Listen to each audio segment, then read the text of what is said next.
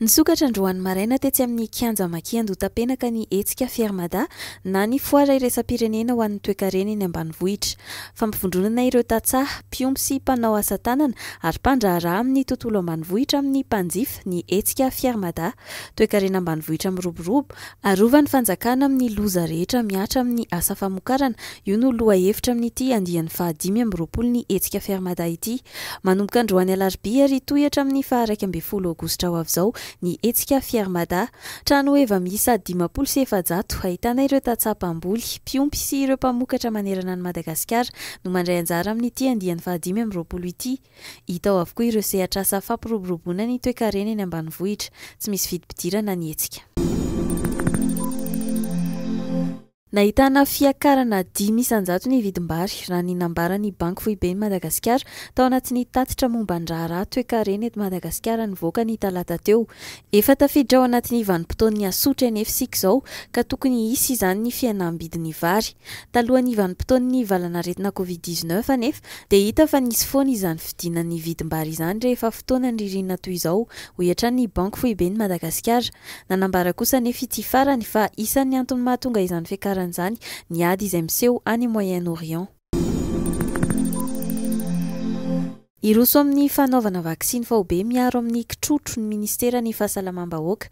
Ny volana Oktobra ho avy izao no anatanterahana azy ity raha nambara ny fitaliavana misahana ny fandaharana asa momba ny vaksiny eo anivon'ity departemanta ity. Toy ny tamin'ny taona 2024 dia ireo ankizy 9 volana hatramin'ny 5 taona no kendrena amin'izao hetsika izao. Amin'ny volana Oktobra io ihany koa no anaovana ny vaksiny faobe andiany 7 miaro amin'ny lefakozatra. Tsy vita hatreo akory ny ady ho an'i Sidonie Fedanatsoa amin'ny lalao olimpika.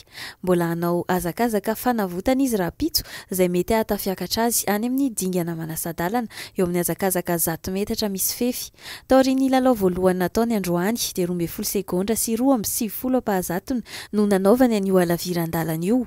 Laharana 5 tamin'ny mpifaninana valo niaraka tamin'ny Sidonie Fedanatsoa. Tsy naharesy zava-bitany tsara indrindra izy aloha hatreto izay 12 segondra sy 4:20. Tsy raraka avy hatrany anefa izy fa mbola hiakatra kianja raha pitso.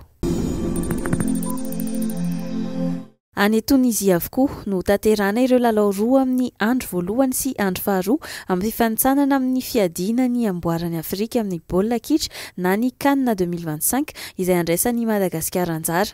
Ny 5 septambra izao no hihaona amin'ny ekipan'ny Tunisia ny Barea Madagasikara ao amin'ny stade Amadia Gerberades amin'ny 8 alina ny atoerana amin'ny 10 reto Madagasikara izany.